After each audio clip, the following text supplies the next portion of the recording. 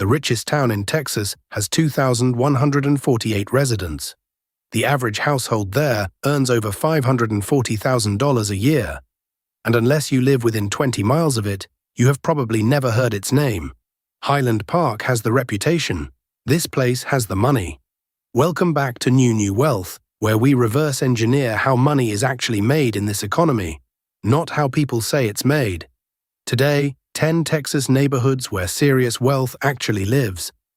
Not the tourist map names, the ones the data points to, ranked by verified incomes and home prices. And running underneath the list, a pattern worth more than any single address on it. In Texas, the richer the zip code, the harder it works to stay invisible. The famous neighborhoods are famous partly because fame is a product they sell. The richest ones treat attention as a cost, and they've been quietly engineering it away for decades, using a legal structure most people have never thought about. By the end, you'll have all 10 neighborhoods, the numbers behind each one, and the 3 rules quiet money follows when it decides where to live.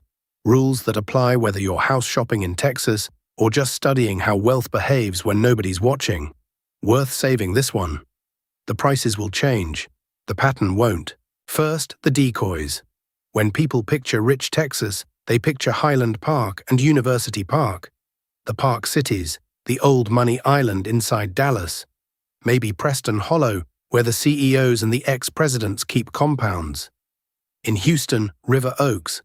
These places are genuinely wealthy. They are also famous, and that's precisely why they're the wrong answer to the question this video is asking. Because fame, for a neighborhood, works like fame for a person. It attracts traffic, tourists, gawkers, and a permanent price premium for the label rather than the land. You pay extra to be seen. Old wealth understood something the rest of us learned from social media.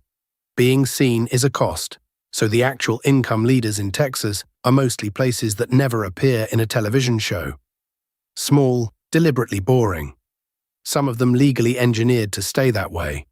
And that's the mechanism to watch for.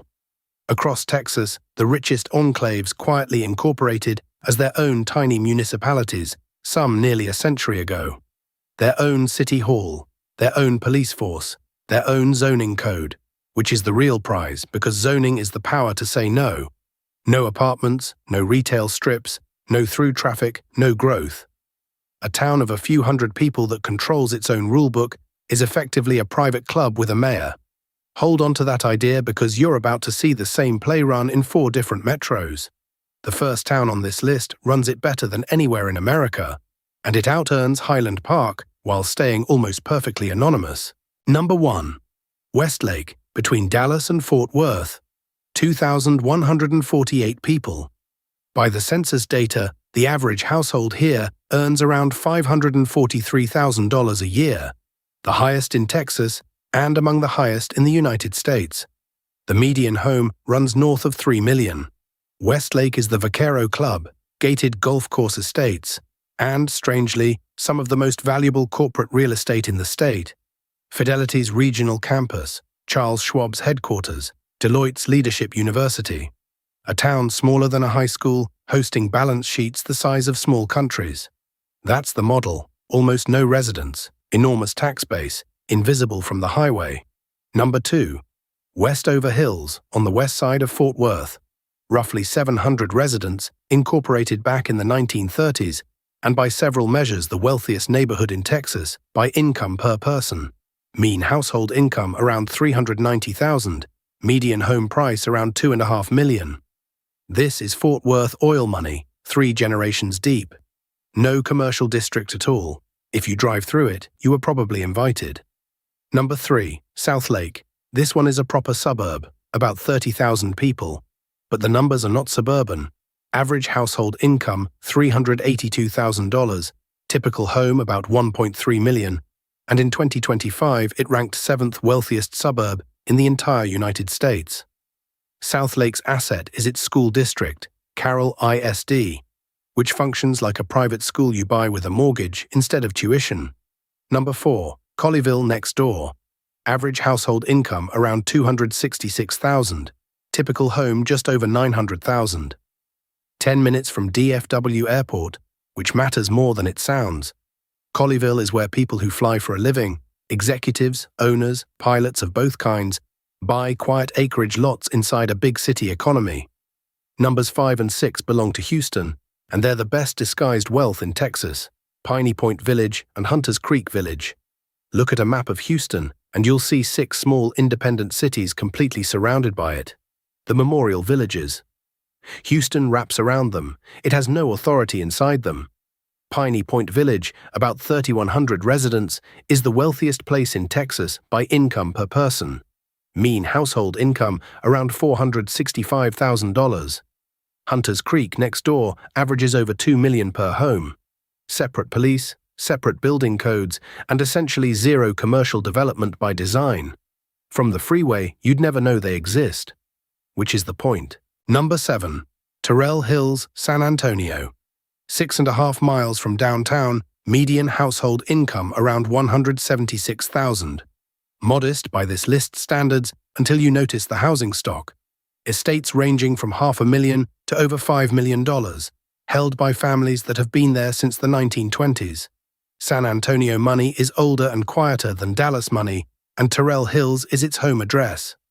Number 8. Olmos Park, its neighbor, same play, incorporated in the 20s. Historic estates under century-old oaks, entirely surrounded by San Antonio and entirely not governed by it. If Terrell Hills is where the money lives, Olmos Park is where it's been the longest. Number 9. Barton Creek in the hills west of Austin. In 2018, this became Austin's first neighborhood, with a median home value over $1 million. Today, the median sale price runs around $2.8 million, and the census can't even report the median income properly. It tops out above the reporting cap of $250,000. This is where Austin's tech liquidity went when it wanted trees and a gate.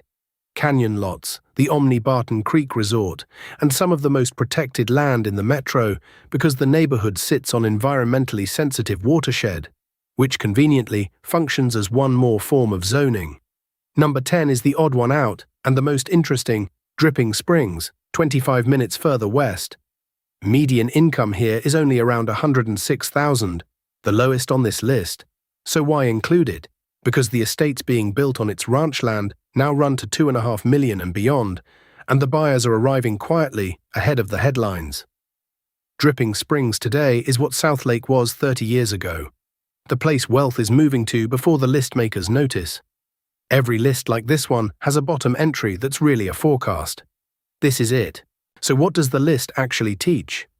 3 things, and they travel well beyond Texas.